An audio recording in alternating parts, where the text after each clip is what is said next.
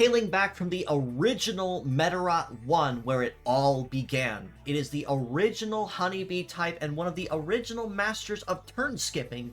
This is BEE00 Propolis, with a kit of triple bug, flight legs, and the leg ability of Spearhead, which buffs hitting when using melee skills.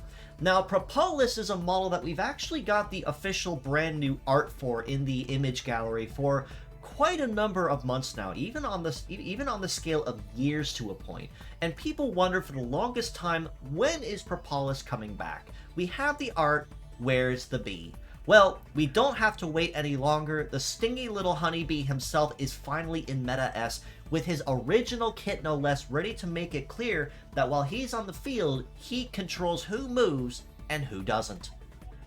Bug on all three of his parts is a negative ailment type's melee skill that, upon successfully inflicting the flux symptom, as it's called, on the target, prevents them from being able to complete their turn if you catch them in their heating phase. So you do have to outrun them if you are planning to use it.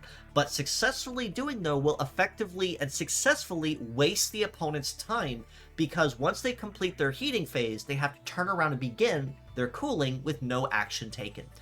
Furthermore, while on their cooldown phase, they are also inflicted with a no defend status until they complete the cooldown phase. This means that while they are cooling down and essentially trying to shake off that flux, it makes it a whole lot easier to land a lot more painful stuff in the meantime. Because no defend means that every hit that lands is guaranteed to be a critical hit no matter what. The biggest weakness to Propolis in this case is the fact that because Bug is considered a negative ailment, it does mean that it can be cleansed or negated by anyone using Stat Cleanse, or even possibly negated if the enemy's bulk is heavy enough by the shield intercepting it. In the armor department, Propolis is fairly light on the armor, but not in the sense that most other flight type models tend to be. A head armor of 3479, arms at 3179 apiece, and legs at just barely 3200 means he is fairly light in that department, but not enough that one or two hits would break him too easily. But that is about as far as his bulk goes.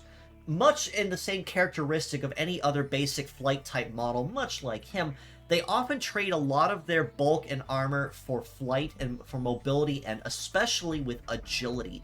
And Propolis, unfortunately, falls in that same category.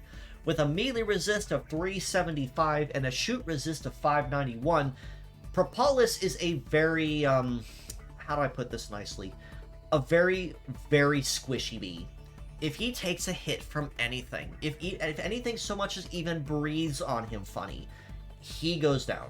He has almost no armor, unfortunately. So it's going to be extremely easy to swat this bee down if you're able to land a successful hit. But that is on the assumption you're able to land the said hit, because he does make up for it with a mobility of 790, which for a fierce battle model that he's being released as is fairly nice for what he brings to the table. But an evade of 1879, almost 1900, means that if he's unless he's in a no dodge state from a attack cooldown or from an enemy symptom, you're probably not going to touch him. Much like that annoying honeybee that flies around during your neighborhood picnic during the summer, landing a hit on him is going to be particularly difficult. But given that he is a flight leg, means that he is also susceptible to anti-air weaknesses. So if you'd like to simply cut to the chase, that's another option. In the armor department, though, like I said, he's not too bad, but in power, he's not too shabby either. But given that he's using triple bug and the same thing on all of them, probably not going to be expecting too much. All this being said, though, as a pure set score, as nice as it is to see Propolis come back, I do unfortunately have to grade him on the lower end of the scale at a 4.5 out of 10. While he does certainly have the agility and even Spearhead helping him out with his heating bonus with melee skills at his advantage, unfortunately, there are a number of glaring weaknesses that Propolis does bring to the table. The first of which is his non-existent lack of armor. He has no armor at all. Anything that touches him is going to kill him, unfortunately. But he does have good speed, and the fact that he's able to have that speed to his advantage means that trying to outrun things probably won't be too difficult. But given that he's got bug on all three of his parts, it does tie in the possibility of him being made redundant. Because why would you need it on three parts when that's all he's good for and there's really nothing else he can do? Aside from maybe lining up somebody for a free critical hit if they're able to land that hit after he inflicts Flux. But that's essentially it. As mixed parts, I do have to rate him just a little bit higher at a 5 out of 10.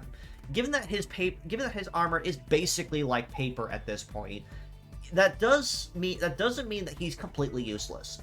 Having bug is still very good to have in any Medarotter's library, and given that it does have a fairly nice high 400s for that heat for the cooldown and high 600s for the heating, you're able to fire this stinger off fairly easily without anything getting in your way. And if you somehow, for whatever reason, choose to use Propolis' legs for anything in particular, you are able to pair off Spearhead with a melee-oriented build, a lightweight one, I should clarify, fairly easily. Because that passive buff to heating means it makes it a lot easier for Propolis to move quickly and possibly even outrun them and even prevent enemies from being able to strike him by skipping their turns, theoretically indefinitely, if he's able to do it well enough.